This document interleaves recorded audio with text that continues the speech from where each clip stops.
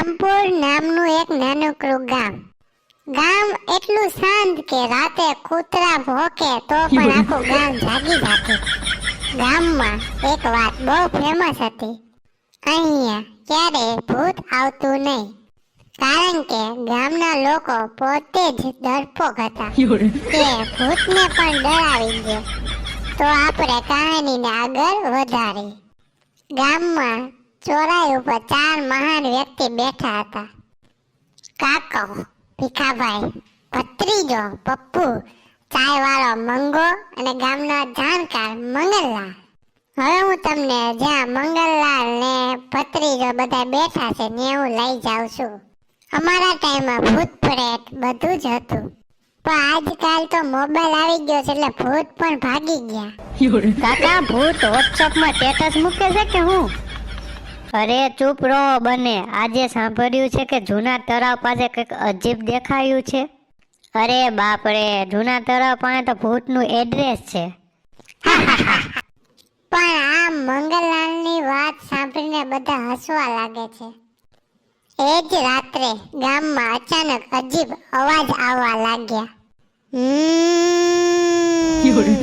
પહેલા તો કૂતરાએ ભોંકવાનું બંધ કરી દીધું. પછી તો ગામમાં દીવા પણ ઝબકવા લાગ્યા. માં, બહાર ભૂત છે. ચૂપ, ભૂત નહીં હોય. તારા પપ્પા ઘરે મોડા આવ્યા હશે. તે રાત્રે પપ્પુની વાત સાચી હતી. સાચે જ એને ભૂત જોયું હતું. કલાક પછી પાછો અવાજ આવે છે. આ સાંભળીને પપ્પુ તો બેડની નીચે જ ઘૂસી ગયો. સવારમાં જ ગામમાં આગની જેમ ખબર ફેલાઈ ગઈ કે ગામમાં ભૂત આવ્યું હતું. તો જોવો સવારમાં ગામના લોકો શું વાતો કરે છે.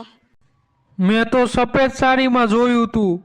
નહીં રે, મેં તો લાલ આંખું જોઈતી. હું તો ડરતો જ નથી. આજે રાતે હું પોતે જ ભૂત જોવા જાઉં છું. કાકા, તમે ભૂત જોવા જાઓ ત્યારે ભૂત દેખાય તો મને વોટ્સઅપ ઉપર કોલ કરજો.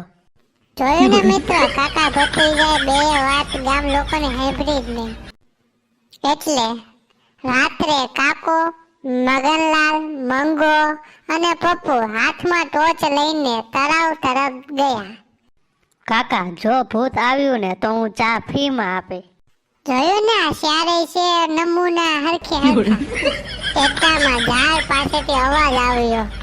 ભૂખ લાગી છે. એટલામાં કાકો બોલે છે, કોણ છો રે? ત્યારે ભૂત એનું અસલી રૂપમાં આકાર મચાવે છે. બીજે દિવસે સરપંચ આખા ગામની સભા બોલાવીને અચાનક સફેદ કપડાવાળા વ્યક્તિને સ્ટેજ ઉપર બોલાવ્યો. ગામના લોકો ડરી ગયા અને જોવો હું થયું. ડરો નહીં, હું ભૂત નથી. અરે રે, ભૂત કરતા તો આપણે વધારે ડરપોક નીકળ્યા. તમે કાકા ભત્રીજો બે પાણીયારીના થતા હતા ને, લ્યો જોઈ લ્યો, ભૂત નહોતું, ડરપોક. હવે હું તમને કહું છું કે આ કેવી રીતના બન્યું. ગામમાં રમેશ શહેરમાંથી આવ્યો હતો. તળાવ પાસે બેસીને ભોજન કરતો હતો અને સફેદ ચાદરમાં ઓઢીને ઠંડીમાં એવું થતું હતું. એટલે બધાને લાગ્યું કે ભૂતનો અવાજ છે. તે જ દિવસથી કોઈ ડરતું નહીં, પણ કાકા નો અવાજ પણ સાંભળીને ઘરમાં ઘરી જતા.